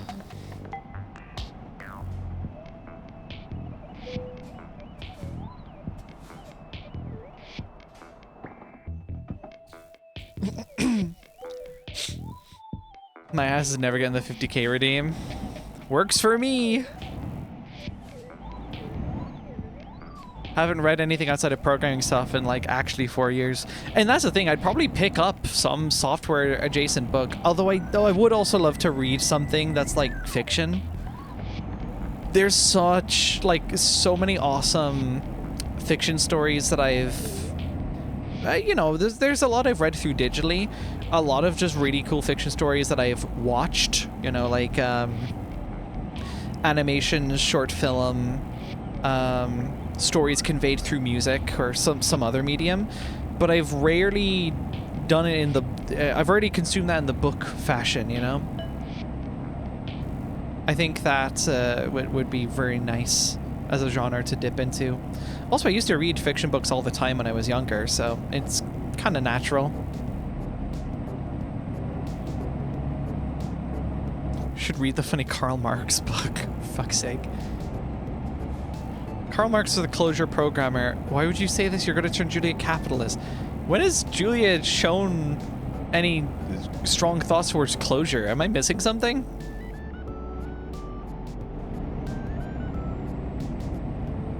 Oh, Turner capitalist. I loathe closure. Okay, sorry. I meant strong positive thoughts. Yes, okay, I understand now.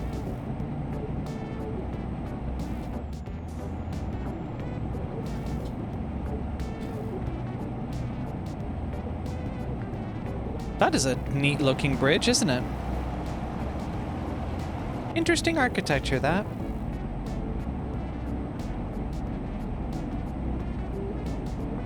I wonder what the next thing I should work on for my streams is. I'd probably chat. I feel like chat would be easiest. And I could take a lot of the learnings from there to then make the alert system.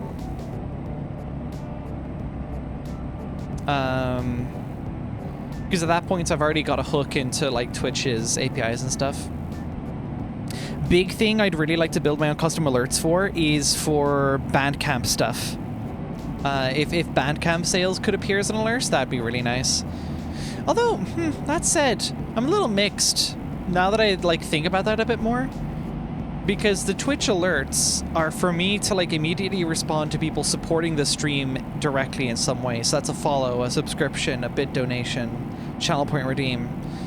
But Bandcamp, the chances of someone buying my stuff on Bandcamp and being in the stream at the same time are kind of slim, I feel. Especially because most of y'all in chat, if you were going to get free-to-play, you have free-to-play already, so, you know, kind of strange. And it's not like I run my own storefronts where you can just hit a little checkbox. It's like, oh, I want this to show up on Twitch or whatever. Like, it's on LTT store or whatever the fuck. But to have some kind of way to do like a custom alert that's not necessarily bounded by Twitch's context would be pretty cool.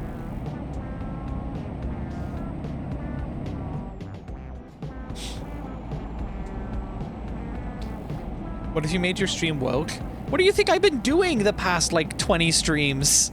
By the way, yeah, it turns out we're, like, I think this is, like, the 20th Euro Truck stream that I've done. We've been here a while, haven't we? Crazy to think there was a time when I wasn't doing this every week. It's hard to remember an Ari Melody Live where that wasn't the case. I'm a variety streamer with a very consistent staple. This stream sponsored by the Melody Allocator, which just killed my whole computer. Oh, delightful. You've been doing that since, like, November? Surely before November. I think it's been a bit before then. I could be wrong, though. Tell you what, my first ever trucking stream would be on the VOD channel. Might be a good place to look. It's in playlist, too.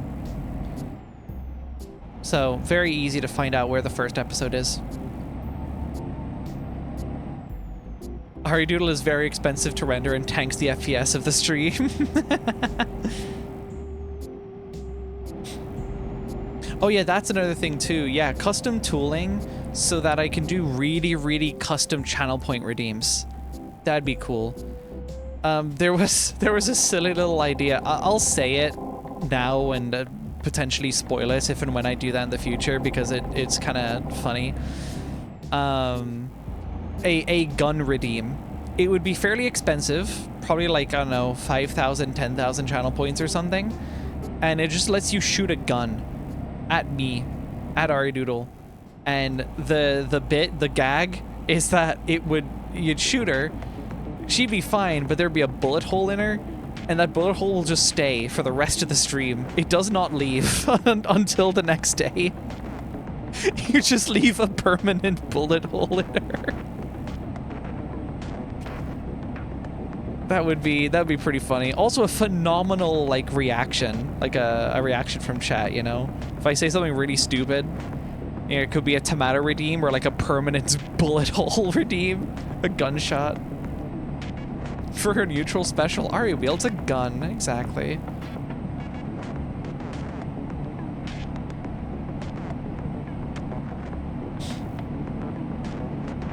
Ron tomato redeem. Yeah. No, there's the tomato redeem, which throws a tomato at me, and the Ron tomato redeem, which leaves a negative review. It's got a really high critic rating, but a horrible, like, regular member rating. Or viewer. Oh, God. Oh, that tilt. Anyone see that tilt? I was like, oh, downhill. This should be fun. And then I start tilting, and I regret everything immediately.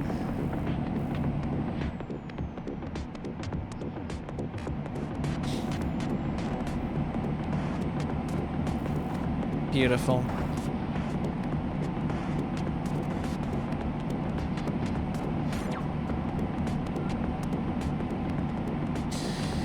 Do I have anything else to talk about? I mean, we only have like 15 minutes left, and I guess this last delivery, but I want to see if I can fill it up with something interesting.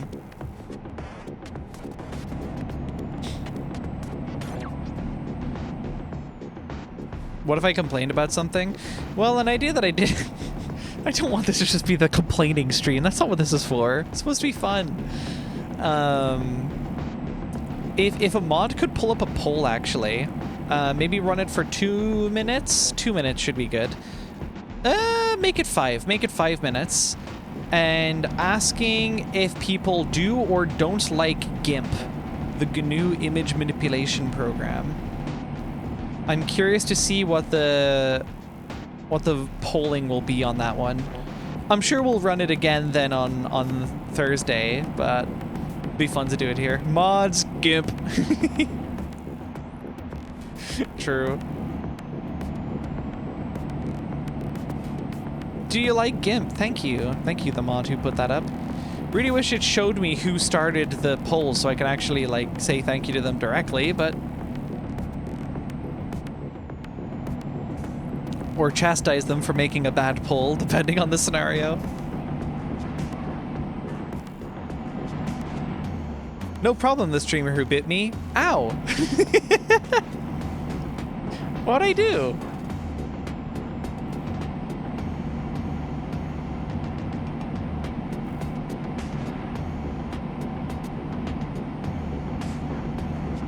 GNU image manipulation segfault, huge. Oh my god. Trailer damage? That's fascinating. No collisions, but that turn with those screeching tires was so severe. I guess I maybe, like, my trailer collided with the back of my truck somehow? No cargo damage, we ball. Exactly. I only ever use GIMP for better or worse. I'm old enough that... Huh? I only ever use GIMP for better for... Oh my god, bro! Was I just not looking? I'm sorry, I wasn't looking. I think I just swerved into them. Well, we have 1 cargo damage. Fuck! Incoherent, yeah. I only ever used GIMP for better or worse. I'm old enough that's... I'm old enough that's our, like... I'm gonna assume that's... I'm old enough to know when that, like, wasn't a free alternative at the time. Wow.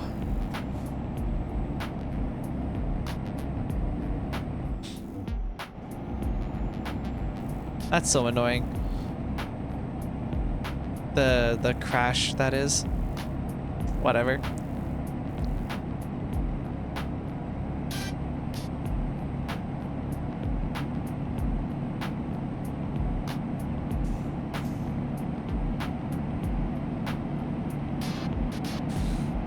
Yeah, after the GIMP poll, I'm curious to do a Caden live one.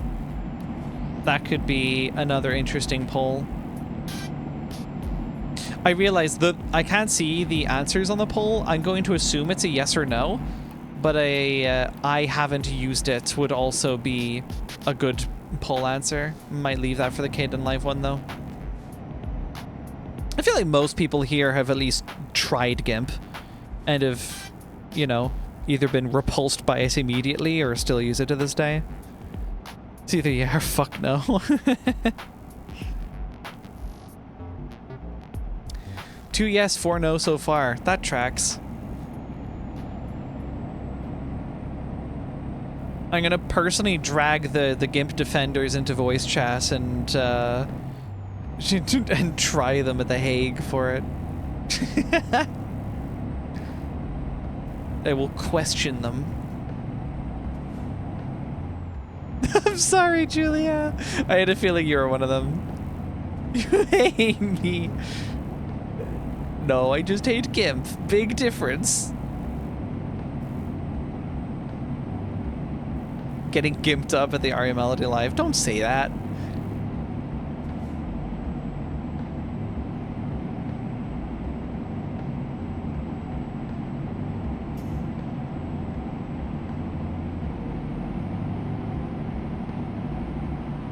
Look at how fast I'm going. I've barely obeyed the speed limit at all today.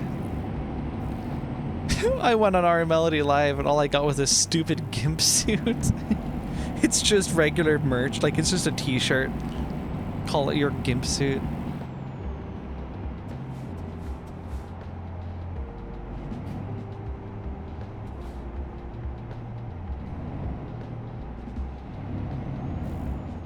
Oh boy.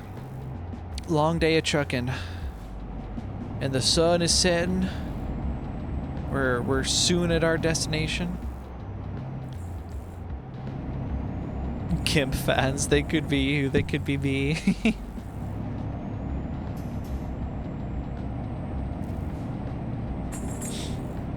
I've heard of some other stuff stemming off that, by the way. It's part of the reason why I ended up, like, deciding I was going to dedicate a whole fucking stream to the nonsense.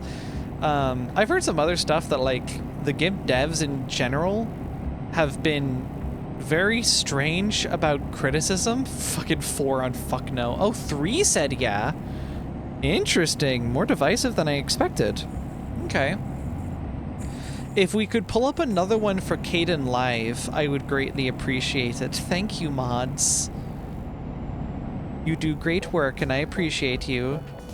I'm cutting off this bus. Lol. I just forgot to vote. Lol. Oh, that's on fire. Or was. Oopsies.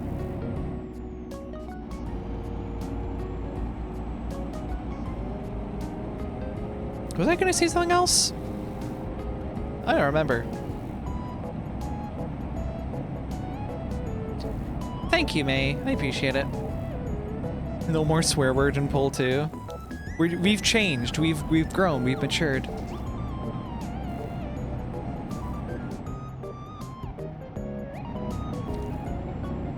I do not work. I sit here and await the piss button. Oh no.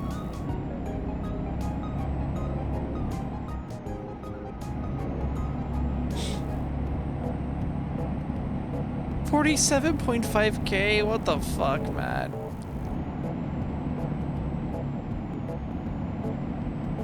I'm so glad I made it so fucking expensive.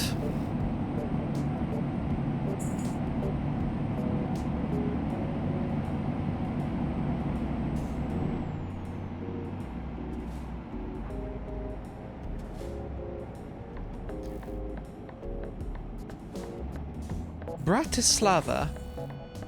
Right, we're in Slovakia now? Was Slovakia or Slovenia? I don't remember. None of those at all. What am I talking about?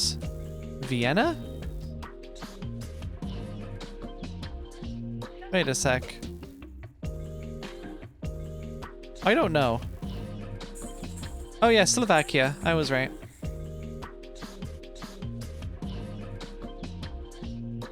If you haven't used Caden Live at all, like, yeah, if you have no opinions on us, then you can just not vote. That's fine. Makes it easier.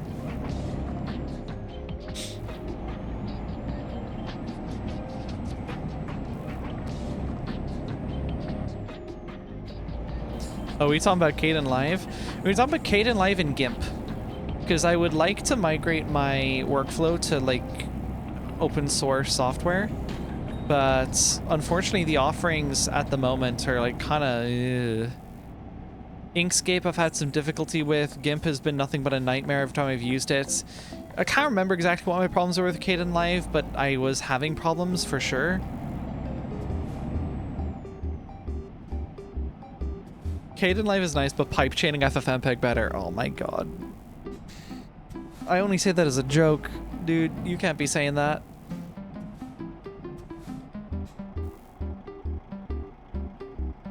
I like Caden Live, does what I need, albeit slightly clunkily. Then again, I'm a casual who does not upload often. See... oh, apologies. Oh my goodness. I would prefer it to not be clunky. But I do also, like, above all, there are certain parts of my production that I am just not willing to change. I need a fucking repair shop after this again. Every single trip today, I swear. Yeah, there's certain parts of my production that I'm not willing to change just because, oh, software kind of clunky, make it difficult. If the software just makes my shit incredibly difficult to do, I don't want to do it in that software, quite simply.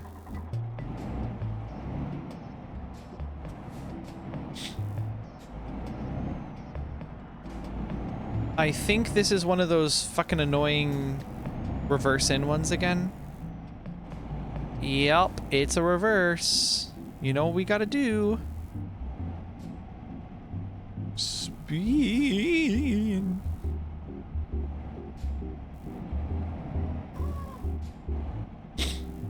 And we'll just pull up along here.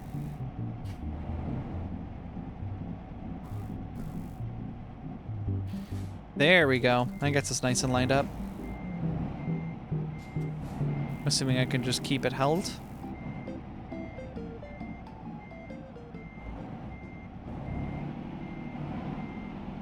I love the stray music so much.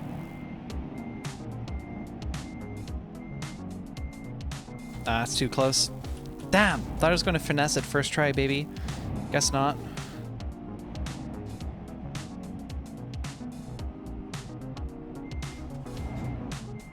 Whoops. Nope, this way.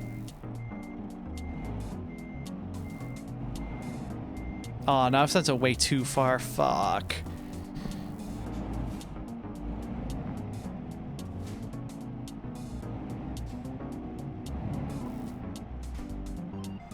Okay, this should be straight.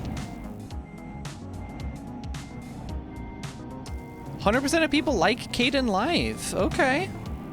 Of those who have used it. Okay, so far more favorable reviews than GIMP. Though I don't know how many of y'all edit in the way that I do. I also don't want to go like, oh, I'm just such a fucking special little goober that I need very specific things on my software or whatever. Like, the hope is that what I do can be achieved in most competent editing softwares, but yeah, I don't know.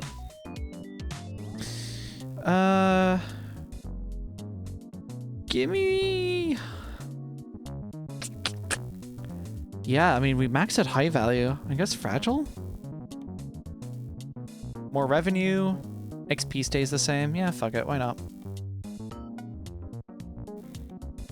Do shrimple edits, split up recordings, add some text, maybe 2x speed. It's pretty close. Yeah. Actually, yeah, hold on. We're pretty much done there. Awesome. That was the last delivery of the day. Wait, hold on. I need to get my truck repaired. I forgot. I think it's worth giving Kden Live a try. At least to me, it was more intuitive to do simpler edits than something like DaVinci Resolve. I love this game. Give me a driving tutorial because I forgot to shift gears. That's so funny. Yeah, and that's why I did actually mention, I don't know if anyone responded to it, but I would be interested in doing a stream, or like I'm gonna do a stream of me using GIMP because I want to prove a point one way or another. But I would also be interested in doing a Kden live stream because I've wanted to migrate my video production stuff to Kden Live for a bit. But again, like I said, last time I had some difficulty doing it. But I'm wondering if I did it on stream, we could make it like a sort of entertaining like group learning thing for anyone who's like nervous about switching to Kden Live. I can show my process, and if it works, and that's great. But yeah, that's an idea. The question is more, would anyone actually be interested in a stream like that happening?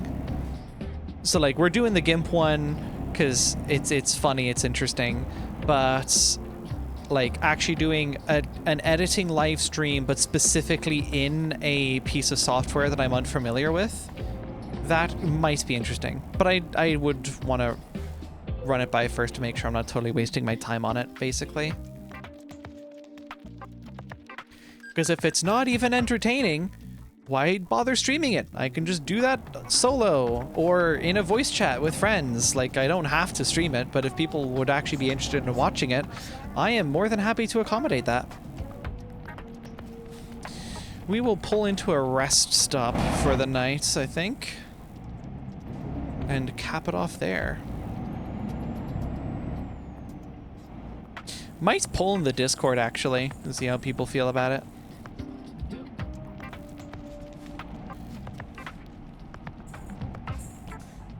The thing is to train a small ML model on the sound of your laugh and then return timestamp ranges and then pipe to FFmpeg with some padding and voila, auto rough clips. That sounds kind of fucking fire, actually. I like that. I like the sound of that. I would do this. Certainly help my workflow.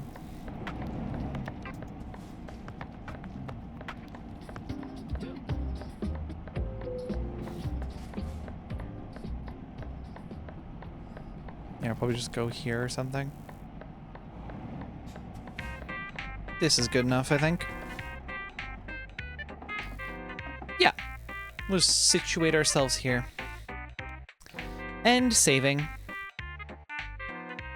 Discord are testing this internally. Huge. All right. And that's it. That fucking face, my god. Right. Another wonderful trucking stream in the bag. We went over a lot today. I do like that. That's what these streams are for. Not all of them immensely positive, but it's more positive than other streams I've done in the past. Yeah. Hope you all enjoyed. I need to find somewhere to send you all. We gotta raid someone. You know the shindig. This is the way. All you guys are watching. I gotta pay it forward. We gotta send you somewhere. Also, fucking 16 of you. Holy heck. Yep. That's gonna be a nice raid. Who have we got? Who's streaming? Oh, good heavens. EXO's still streaming. It could be interesting. Could be interesting.